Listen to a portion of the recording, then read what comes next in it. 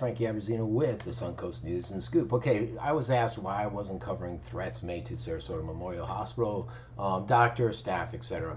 I didn't hear about it, so I did a Google search and I found out my good friend Earl Kimmel over at the Herald wrote an article. And on my website, I will put a link to his article where he tends to go really in detail. Now, what's happening? Well, basically, the issue is over how the hospital handled COVID-19 pandemic and the recent report on their performance during the pandemic.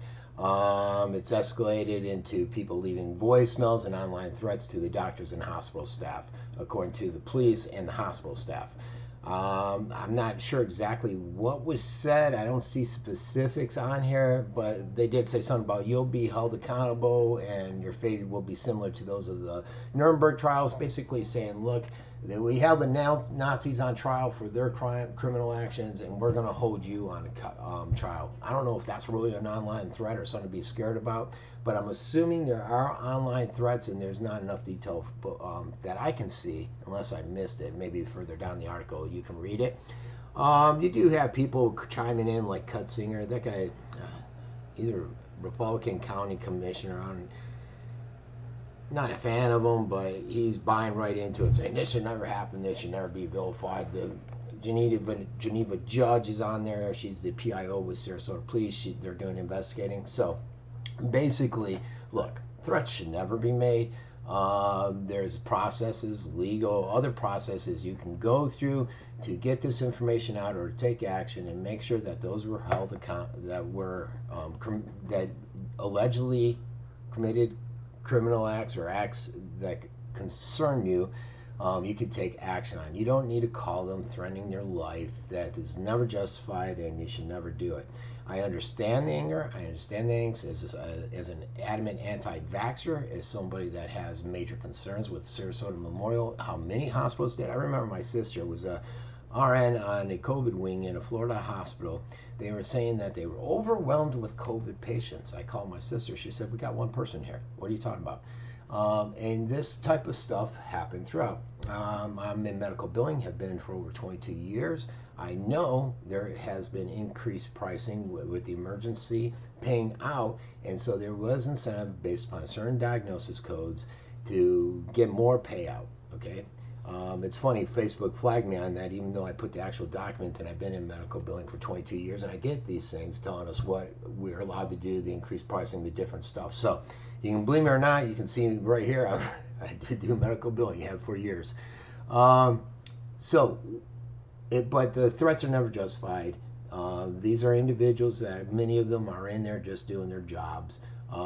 There is a process in place and a way to ensure that you could try to take action against anybody that did that illegally or unethically took certain actions while during the whole COVID response. Now, I'm going to play two videos, and these two videos basically sum up where a lot of people are getting their anger from. Well, first one's Doc Little, who has concerns about how he was dragged out of there, and then you're going to see a mother or a wife that lost her husband due to the processes involved with COVID. This is all via the Sarasota Memorial Transparency Project. It's on Facebook, and they put a ton of videos out. You can go there and watch them.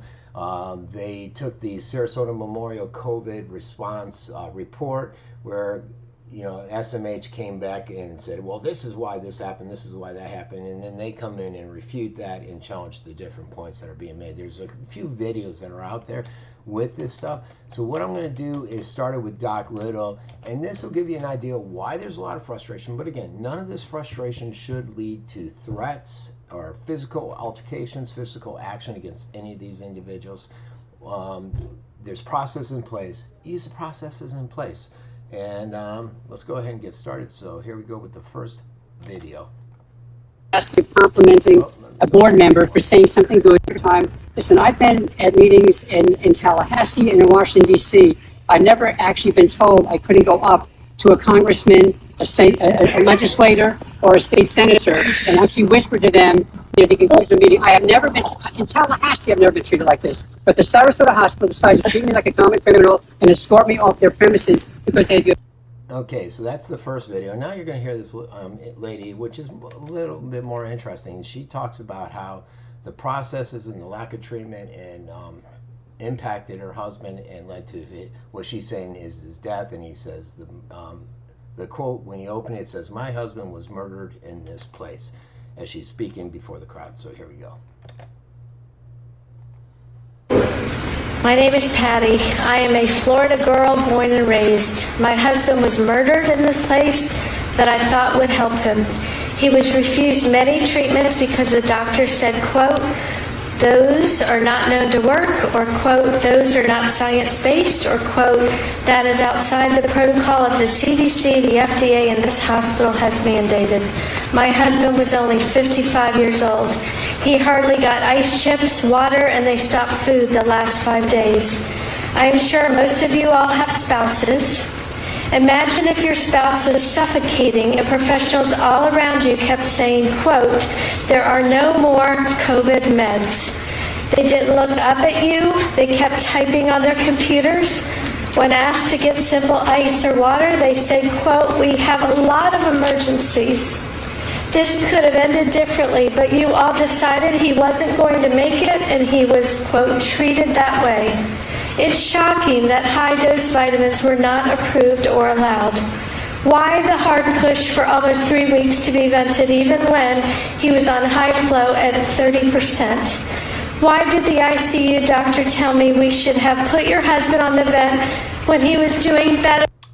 Okay, so she goes on, and again, you can catch that video at Sarasota Memorial Transparency Project there on Facebook, and it looks like they have that TikTok too, that I saw at the bottom of the right-hand corner. Again, as to be, most of you guys know, somebody said that I'm a voice in the arena, but I don't think I am. As most of you guys have known, since COVID came out, I didn't practice social distancing. I never took any of the vaxes. I continued my normal life. I have never gotten sick. I might have gotten COVID. If I have, I'm not aware of it, but I haven't been sick in 2 to 3 years. I did go to Italy 2 months ago, came back with a cough, but while I was there, my stepmom had me take a COVID test, because I've only taken one COVID test, and that was when I went to Italy in March. You had to take it to be able to enter Italy. And then I took it when I was there 2 or 3 times, because they were afraid I had COVID, and they're freaks over there in Italy about COVID. And I didn't have it, but I just had this cough, which I've had for 8 weeks. Felt great, no problem. I still work out every day. I still get up at 3 in the morning and work all day. My point being is, I take a ton of vitamins, a ton of supplements. I'm very healthy. I work out 2 hours a day, 6 days a week. Even on the 7th day, I'm out doing something active. And so there's a lot of truth behind a lot of the vitamins, a lot of the alternative medicine that was out there that were being limited because for social media platforms wouldn't let individuals get their voice out. And those are the town hall centers now. So once Twitter opened up, next thing you know, a flood of information, a flood of reports that I used to read and try to disseminate, but I couldn't. And I got to tell you, I had more information than most doctors. I probably knew more than most doctors because I was reading all the reports that were out there, but could not disseminate them. But now with Twitter, you can read a ton of them, and you're not being censored. So now individuals are getting that information, and a lot more individuals are getting upset. They're getting angry. They're seeing that we were all basically fooled into this process and this whole COVID thing.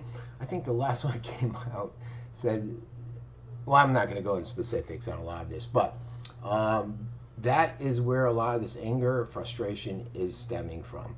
And again, I understand that and I appreciate it, but you should never make threats. You should never take physical with anybody. A lot of these people at the hospital are just trying to do their job. They're not all villains. So pull it back, restrain yourselves, and go take the normal process that are in place. If you want to seek legal action, do it as much as you can. I think they have a liability of $200,000 there or something like that, because they're a public hospital, and there's some issues there that I read about. Actually, I think I read about it on the Sarasota Transparency page. So there you go. There's the coverage with the Sarasota Memorial staff, employees, doctors being threatened. And again, don't do it. It doesn't make sense. Why would you want to do that? Go through the normal processes in place. Okay, everybody, this has been Frankie Abbruzzino with the Suncoast News.